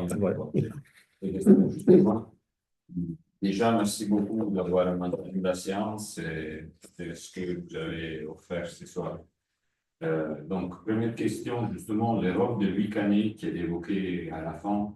Justement, je savais qu'il avait joué un grand rôle, c'est commis de la République. Et les archives Canet, donc la correspondance des Canet à l'Institut catholique, donc on peut faire des approfondissements. Je ne sais pas si M. David a exploité ces sources qui sont la correspondance de Canet via les archives de l'Institut catholique. Première question. Puis, c'était intéressant cette scène de la remise de la Bérette, qui rappelle un peu cette situation d'ancien régime à l'Élysée. C'est le président de la République qui remet la Bérette. Auriol Roncalli. Auriol, le président Auriol a remis la barrette à Roncalli. Je voyais, il y avait presque l'habitude que Léon Serpelli devenait cardinal l'année où, donc, Maillot en 1935, non Serpelli devient cardinal en 1935. Roncalli, non Serpelli en 1953, devient cardinal en 1953. Marenda, non Serpelli en 1951, devient cardinal en 1951. Bertoli Non Sardegna 1969, c'est l'année où ils terminent leur tâche comme chevretti. Ils deviennent cardinal. Alors, je voulais savoir si. Donc, il y a eu d'autres cas. Parce que vous êtes en train de dire des revistes de la Belette. Et le dernier, Righi Lamberti, 1979, non se Paris, cardinal. Mais c'est pas vrai, parce que Valéry, évidemment, en 1944, n'a pas eu tout de suite. Donc, j'étais intéressé à cette question. Et puis, des précisions, éventuellement, si possible. J'ai compris, il y a cette lettre à Blondel. C'est qui a écrit à Blondel, j'imagine? C'est un évêque qui écrit à Blondel qui enseigne sur la résistance qui est faite contre Pidi. Et puis, éventuellement, qui décide quelques éclaircissements sur les complications de en 2023, quelles ont été un peu les tensions entre l'Église et l'État. Alors, il y a beaucoup de questions. Il y a beaucoup de questions. Donc, je vais essayer de répondre par quoi. Oui, ben alors peut-être tout d'abord pour Louis Canet. Il y a surtout en fait parce qu'il y a le volume d'Émile Poula et donc Emmanuel Tawil passe après. Il dit c'était un peu une gageure de publier un volume après et pourtant donc il a accédé notamment à des archives chez les Assomptionnistes, des notes inédites du père Emmanuel Bailly. Bon, alors je serais personnellement partisan de prendre, enfin parce que j'ai aperçu certaines, enfin il utilise les notes effectivement de manière très juste, mais d'avoir un tout petit peu plus de recul par rapport à Bailly, qui peut avoir une légère tendance, vu ce qu'il dit, à prendre ses désirs pour des réalités. Je serais curieux de savoir en fait, et je pense qu'il faudrait confronter avec d'autres éléments. C'est très intéressant ces notes qui n'ont jamais été utilisées, mais je suis un peu surpris, disons, par certains comptes rendus d'audience qu'il a eu mais c'est pour ça que je regrette qu'Emmanuel Tawil ne soit pas présent, d'abord pour les questions juridiques, mais aussi pour les questions historiques, parce que ça serait intéressant de recreuser la chose, parce que Emmanuel Bailly est reçu par le pape, et puis dit, celui dit, non, non, mais le journal de la Croix, non, c'est formidable, continuez comme vous faites. Je suis un tout petit peu surpris, je pense, disant qu'il y a aussi un peu d'imagination de la part du père Bailly. Donc il faudrait peut-être aussi confronter avec d'autres éléments. Pour Louis Canet, il y a aussi surtout des archives, normalement, je crois, au ministère des Affaires étrangères. Et donc il y a une partie des documents qui ont été publiés par Émile Poulain. Voilà, donc on suit. Alors, Louis Canet n'a pas toujours été très habile. Il y a eu un moment où il a émis une note en disant, mais en fait, sur l'acceptation de la loi de 1905, de manière exprimée de manière abrupte, et ça passe pas très très bien au niveau de la diplomatie vaticane. Après, c'est un excellent travailleur, il connaît très très bien les dossiers, c'est très précis. Donc, il y a des notes réalisées par lui qui sont extrêmement précises, qui donnent tous les éléments. Voilà, donc son rôle, c'est notamment ça, il est conseiller pour les affaires religieuses au Quai d'Orsay, enfin donc au ministère des Affaires étrangères. Pour les complications juridiques, il y a eu le débat autour de ce que l'on appelait plus ou moins à tort la question du séparatisme. C'est la loi sur le renforcement des principes républicains, je crois. C'est à peu près ça. Voilà. Et il y a eu le sentiment que ça remettait en cause les accords sur les associations, la constitution des associations, qui ne savaient que on déclarait et on déposait les statuts au niveau de la préfecture aussi. Et en fait, là, c'est au lieu de déclarer, on demande l'autorisation. Et visiblement, alors ça, Emmanuel Tawil dit, il n'est pas encore le temps, il n'est pas encore temps de faire l'histoire de ces négociations, mais la diplomatie française aurait joué un grand rôle dans justement à la fois la résolution, le fait que ça soit des deux côtés. Donc de nouveau, il y avait eu ces négociations qui sont en arrière-plan et qui aboutissent au fait que la première ministre dit, en fait, l'accord est toujours valable. Les associations diocésaines, même il y a des modifications qui sont apportées au statut type, mais sont conformes au droit français. C'était ça l'essentiel mais qui était effectivement fondamental pour au niveau pour l'Église de France. Voilà. Donc à ces points-là, et je crois que oui, alors c'est un prélat sur qui il travaille. J'ai pas noté le nom, mais c'est une lettre adressée à Blondel. Et qui apparemment les archives Blondel ne sont pas encore complètement inventoriées, mais c'est une lettre donc adressée à Blondel dans septembre 1923 et qui évoque également le fait que le père Lagrange est présent à Marseille et qu'il compte pousser à la modération le père Peg.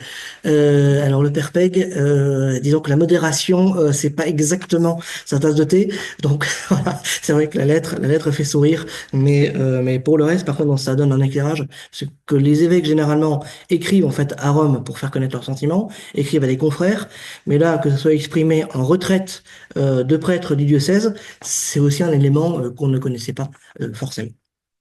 Voilà.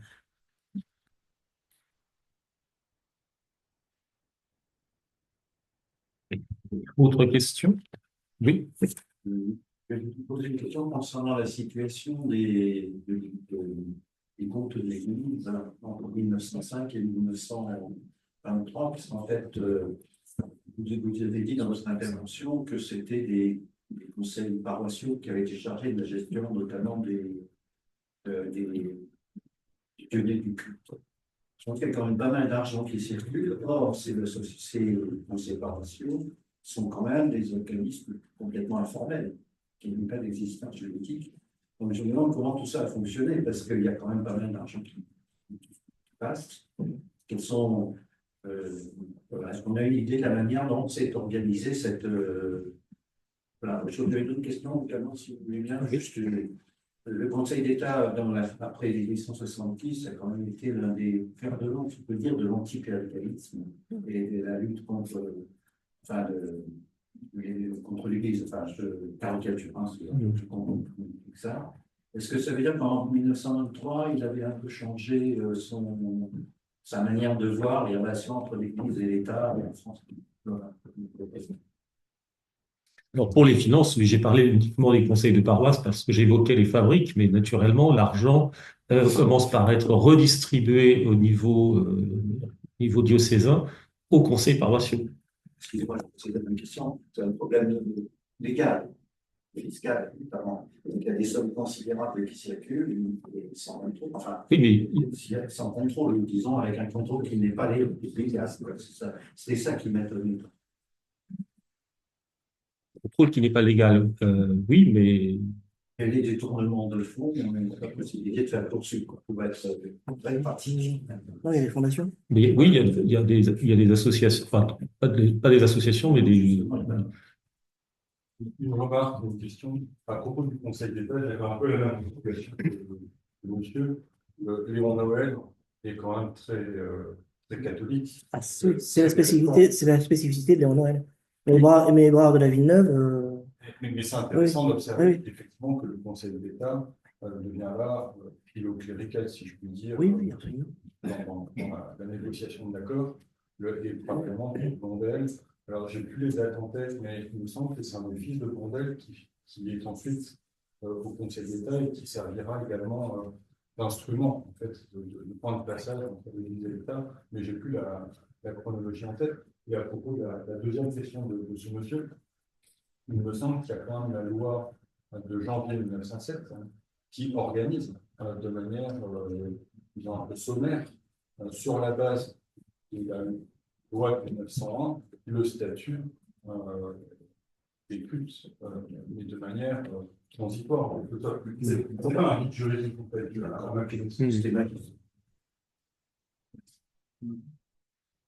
Si je peux me permettre d'intervenir, j'aimerais bien intervenir sur le problème de la rupture Oui. la question de l'association, enfin de la séparation dans le buisson. Et à ma suite, Madame Pierre qui travaille aussi sur comment est-ce que le diocèse sort d'une volonté d'obscurcir absolument les finances pour empêcher une nouvelle spoliation. Et globalement, dans le diocèse de Luçon, cette séparation réactive le traumatisme des guerres de Vendée. Et il y a une volonté d'obscurcir le plus possible d'un point de vue juridique les montages financiers pour compliquer les risques de l'État d'intervenir sur les finances du diocèse avec des montages financiers, les sociétés immobilières, l'association diocésaine qui vient mais qui est très, très active pour un certain nombre de choses pendant un certain temps, et les tontines et un certain nombre de relais civils avec des laïcs qui sont Des prête-noms. complices. Ouais. Et globalement, ça reste en place jusqu'aux années 60. Et c'est le moment du Vatican II que l'économie de César veut normaliser progressivement sur 30 ans les finances du diocèse en disant qu'il y a moins de risques de nouvelles spoliations. Et donc, même pour moi qui travaillais sur ça, c'est compliqué de saisir précisément les motifs financiers parce que, par définition, c'est assez relatif de l'archive et en particulier celle de la culture. Je peux vous confirmer simplement une chose, c'est qu'en les années 80, 1880, le Conseil d'État disait que 80% de l'argent qui circulait des dons évêques, qui circulait au bénéfice de l'Église, était enfin, l'État ne gagnait pas. Donc, je confirme ce que dit, c'est ça. On t'a très vite.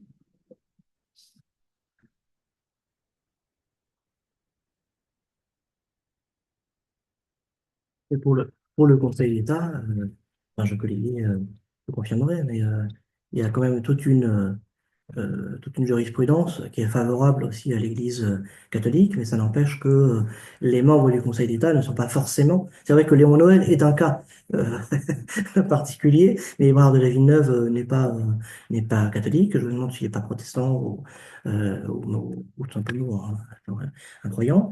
Et simplement, ce qui entre en compte, c'est est-ce que c'est conforme ou non au droit. Et en fait, c'est aussi pour ça que Léon Noël ne veut pas être dans l'association diocésaine, c'est que il tient aussi en quelque sorte à son indépendance, en tout cas à faire comprendre que il travaille sérieusement et qu'on risque peut-être aussi de remettre en cause son impartialité si on demande un avis au Conseil d'État. Pour ce qui est des montages financiers, c'est effectivement un élément qui est très intéressant parce que ça dure pendant un certain temps. En fait, la question du transfert des fonds, il y a des prête-noms. Et ça dure très longtemps. Pour les années 60, c'est pas forcément lié en fait au Concile Vatican II, mais c'est aussi les négociations qui, en fait, l'accord de 23-24, il y a des négociations après. Il y a déjà la loi de finances en 1926, puis après en 29, il y a encore une autre loi. Sous Vichy, il y a encore une autre loi. Donc progressivement, des deux côtés, on comprend qu'il faut bien cadrer les choses, mais aussi que les biens qui étaient sous séquestre, il y a un moment, il faut on se demande qu'est-ce qu'il faut en faire, comment les récupérer. Mais effectivement, on reste marqué très profondément, beaucoup plus profondément que on peut l'avouer, euh, par la séparation, effectivement, dans l'historiographie, ça arrive très tardivement, le fait de traiter la séparation comme elle n'étant pas une spoliation, ou pas forcément. Voilà. Donc, et évoquer la chose de manière très posée, ça peut être un peu compliqué parfois. Voilà.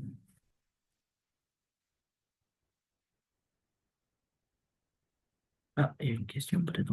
Ou alors une en bas. Alors, un élément de réponse. Oui, c'est ça, oui. C'est Thierry Coustenoble qui est en ligne et qui indique un élément de réponse au caractère présumé illégal des transferts des fonds entre fidèles, paroisses et diocèses.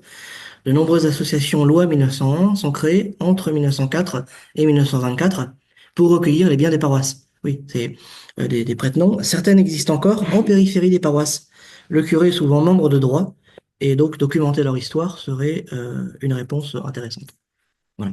Merci beaucoup pour cette question et cette intervention.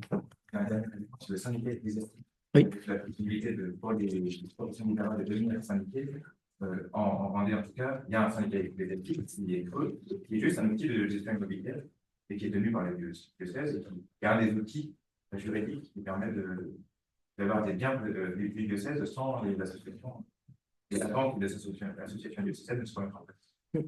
Sans qu'ils disparaissent une fois que les associations diocésaines sont. Il y a une sorte de sédimentation du mécanisme.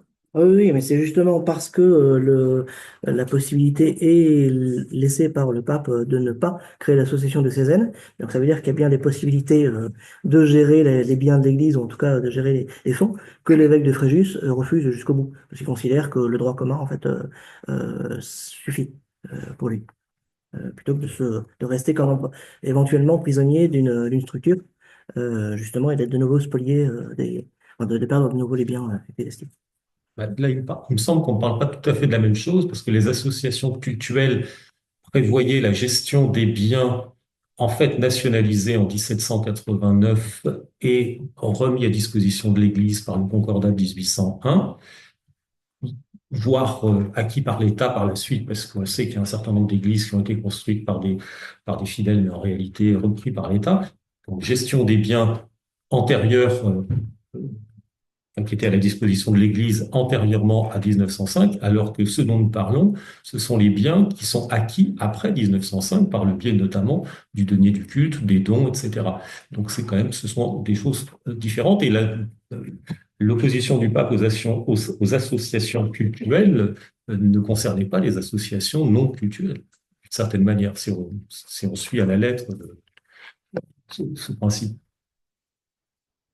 Ce qui explique la diversité que vous évoquez de ce tissu associatif opaque, qui en effet laisse peu de traces dans les archives, je peux confirmer. Oui, une question que je me pose, je ne sais pas si elle se pose, c'est de savoir comment ces accords ont été reçus à l'époque, s'il y a eu des réactions.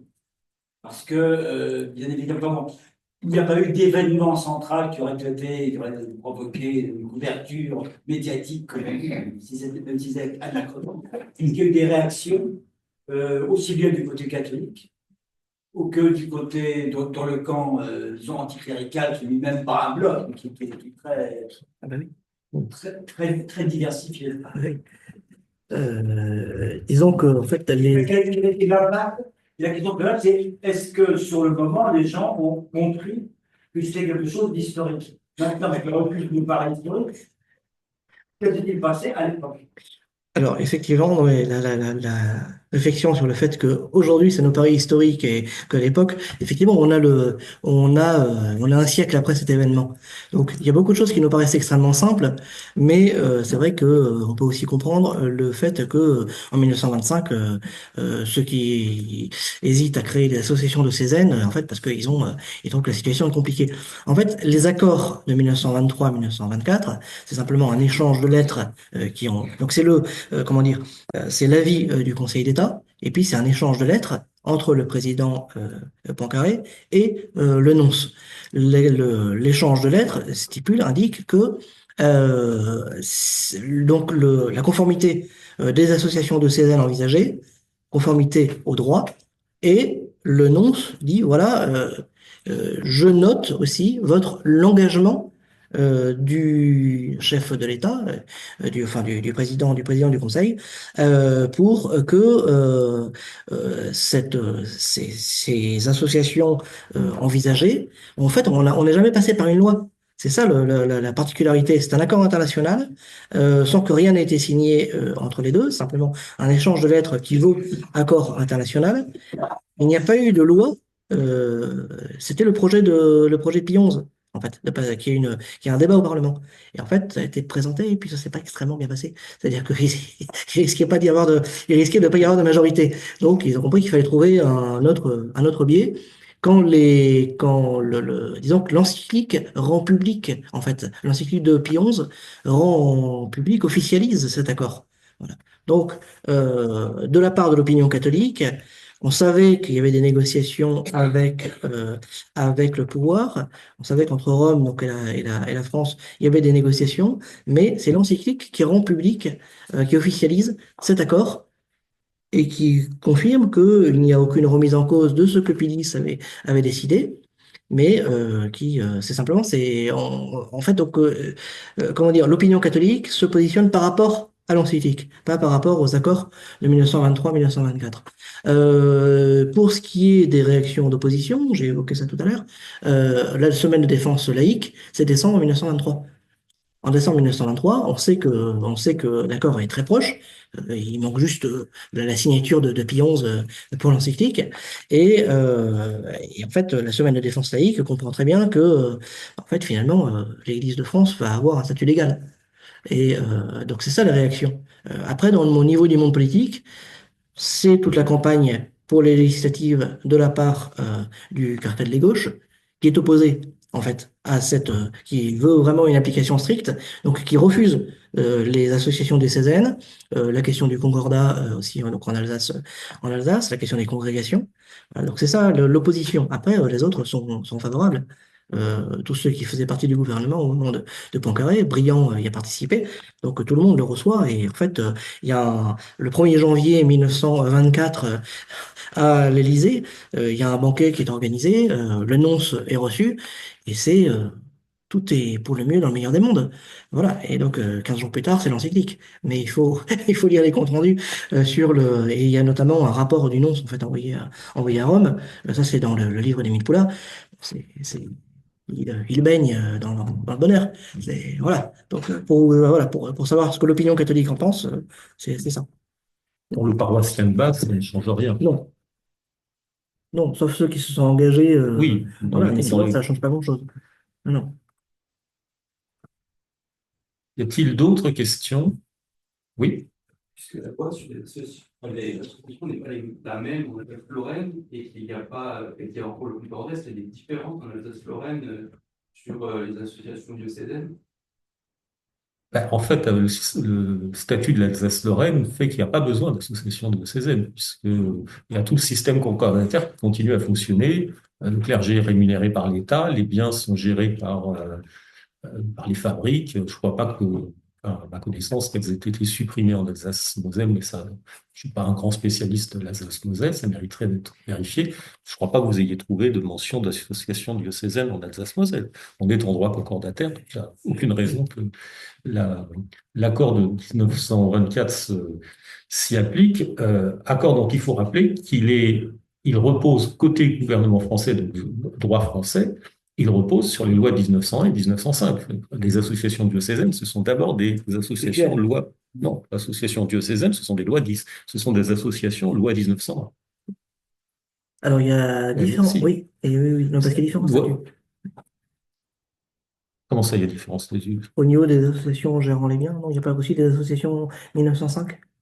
Ah ben ça, ce sont des associations cultuelles, Oui, voilà, mais des associations cultuelles, il y en a en France à l'époque, puisqu'il y a les cultes protestants et le culte israélite qui ont, eux, accepté les associations cultuelles. Donc on est sur les deux systèmes, en effet. C'était d'autres questions. Effectivement, oui, on a oublié de préciser, mais que les protestants, effectivement, ont accepté de suivre, d'appliquer ce que le gouvernement demandait. Et donc, en fait, dans l'affaire, ils sont un peu perdants.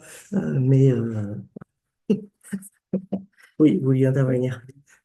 Vous avez mentionné, monsieur Dumont, le fait que le pape passe un peu en force par rapport à son épiscopat et qu'il retourne l'opinion de l'épiscopat qui finalement, après, est favorable à cet accord. Ça me fait penser à la condamnation française. Parce qu'ils ne s'attendaient pas à avoir une telle réticence de la part de son épiscopat, et il passe en force et il s'énerve pour la mesure en voyant son épiscopat le suivre. C'est pas que, vu qu'effectivement, il y a 2 ans d'écart des deux, s'il il va y avoir un sorte de précédent dans cette espèce de gouvernance un peu sans écouter vraiment cet évêque, et puis après, en attendant, c'est un peu plus long, s'aligner. Mais Pidis avait fait pareil en 1906, je l'ai rappelé. Donc il y a une tradition. Oui, en fait, Pie XI a un caractère, enfin, est autoritaire. Il hésite peut-être, il consulte beaucoup, mais quand il y a besoin de faire preuve d'autorité, il n'hésite pas. C'est une de ses caractères. Enfin, il a cette réputation. Et effectivement, il passe. L'idée n'est pas forcément de passer en force, c'est qu'en fait, il veut absolument que l'accord soit, étant donné qu'il y a eu ces assurances qui ont été données mais ce qui est assez impressionnant, c'est que c'est là où on voit quand même que les hésitations, et puis finalement qu'il passe outre, c'est que malgré toutes les assurances données par le gouvernement français, il consulte une dernière fois la congrégation des affaires ecclésiastiques extraordinaires, en leur demandant leur avis. Et finalement, il dit, bon, allez, on on y va. Mais non, non, c'est assez impressionnant de voir parce que Pie XI reste marqué par Pie X. Mais ce qui est aussi intéressant dans l'affaire d'élection française, c'est qu'en fait, Pie XI va aller dans les archives aussi chercher les dossiers concernant Maurras et les œuvres de Maurras. Donc oui, il y a un rapport aussi à la figure de Pie X et à la mémoire de Pie X qui est très fort aussi chez Pie XI. Ce qui est, pardon, mais c'est assez amusant de voir comment Pie XI conclut l'encyclique Maximam Gravissimam Que, après avoir dit aux évêques qu'ils étaient libres. Mais je vous implore de suivre donc l'exemple de vos prédécesseurs de suivre voilà, ce qui a été fait sous Pie VII et Pie X. Mais c'est vrai que, comme vous le disiez, pour Pie X, Pie X passe outre. En fait, quand il y a l'encyclique qui condamne, enfin qui refuse les cultuels, il y a un un mensonge pieux qui est fait parce que il dit les évêques sont tous contre, c'est pas tout à fait exact. Voilà. Donc, Il y a encore une question? Si encore une, bon. oui, Ah. Jean-Michel. Est-ce qu'il y a dans d'autres pays d'Europe des situations semblables? Il y a des associations diocésaines. Ou est-ce que c'est spécifiquement français?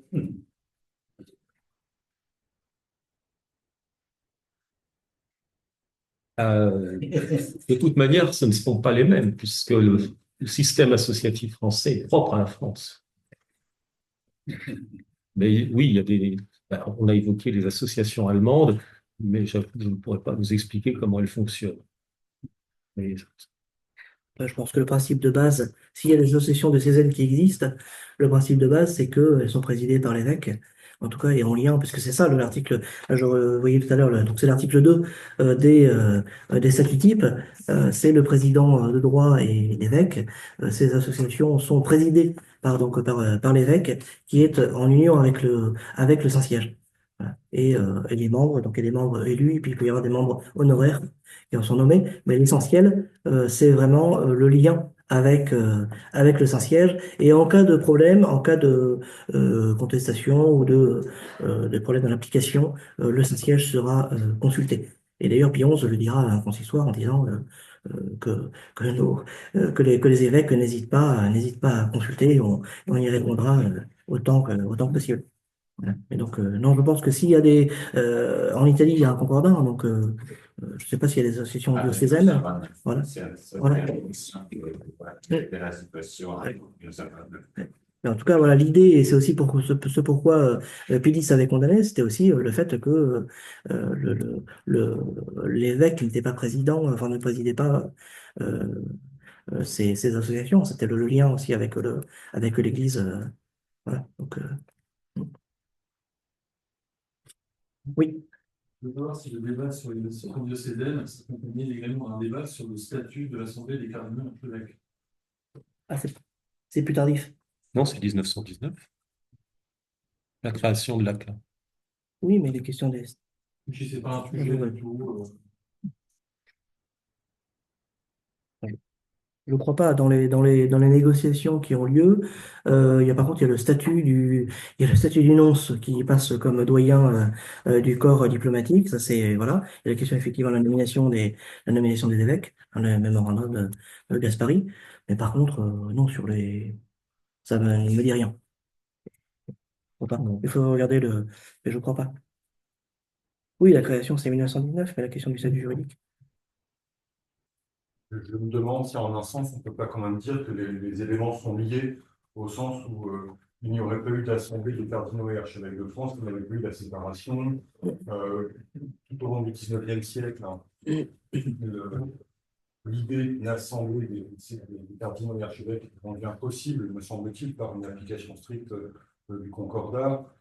Et on est là effectivement dans la mise en place au long cours de la gouvernance de l'Église de France. C'est vrai pour les cardinaux et archevêques, ensuite pour la CEF, mais également sur le plan immobilier. D'une certaine manière, tout s'origine dans cette séparation de l'Église et de l'État. On n'aurait pas pu comprendre cette mise en place de l'ACLA sans cette réconciliation post-Première Guerre mondiale. Et à propos de la question immobilière, Enfin, vraiment, la question est passionnante, je vous remercie, mais je n'ai pas non plus une idée de réponse trop précise. Pour les États-Unis, la bataille, pendant longtemps, était entre des trustees, qui est en fait dans les paroisses propriétaires d'un certain nombre de biens, avec l'évolution tout au long du XIXe siècle vers un épiscopat en cours de renforcement, en quelque sorte. Donc là, c'était le chemin inverse qui était réalisé. Alors, selon quelle chronologie précise et selon quel modèle associatif, je ne saurais pas. Donc, des perspectives de recherche. Ça dépend des étapes aussi. Bien, je pense que nous avons fait le tour, sinon le tour de la question, en tout cas, nous l'avons largement évoqué. Et je remercie donc l'ensemble des participants présents et qui ont pris part au débat de leur participation. Avant de passer la parole à Martin pour des informations concernant l'IRER, je rappelle aux étudiants qui suivent mon séminaire, peut-être y en a-t-il qui, comme c'est la première séance, qui n'étaient pas là au dernier semestre, que je serai absent pendant 2 semaines, mais présent, enfin représenté, et que donc vous aurez rendez-vous avec Abdelhamid Drira, on vous parlera d'orientalisme, d'islam. Il a travaillé notamment sur Kazimierski, le traducteur du Coran en français, donc ça changera un petit peu de l'Église concordataire. Mais nous restons quand même au 19e siècle, donc le prochain rendez-vous la semaine prochaine et la semaine suivante. Et nous nous retrouvons, et ça fera la transition avec le programme que va annoncer Martin, le 17 février, si ma mémoire est bonne, ici même, pour entendre alors je ne sais plus qui il y a Paul Choplin, notamment, et donc autour de Xavier Maréchaux, auteur d'un ouvrage récemment publié sur les prêtres réfractaires, donc révolution jusqu'en 1790-91 jusqu'en 1815. Xavier Maréchaux, qui par ailleurs enseigne aux États-Unis, mais qui est d'origine française. Voilà. Et puis, pour la suite, c'est à Martin de préciser les choses. Ah non, mais vous avez tout dit. Vous avez tout dit. Donc effectivement, on se retrouve normalement donc le 17 février. C'est pareil. Je vous enverrai une invitation comme d'habitude. Inscrivez-vous. Et alors, si c'est possible, quoique je n'aurai pas à intervenir, donc en fait, je pourrai répondre tardivement. Mais donc voilà, le plus tôt possible pour vous inscrire. Et alors surtout aussi, voilà, si vous trouvez que le sujet intéresse, n'hésitez pas. Vous avez vu qu'on est quand même à peu près accueillant, il y a de la place. Donc, n'hésitez pas à signaler ces séances à d'autres étudiants, à d'autres personnes que vous connaissez. Donc, vous dites que ça peut intéresser, mais surtout que ces personnes s'inscrivent. Voilà. Merci beaucoup.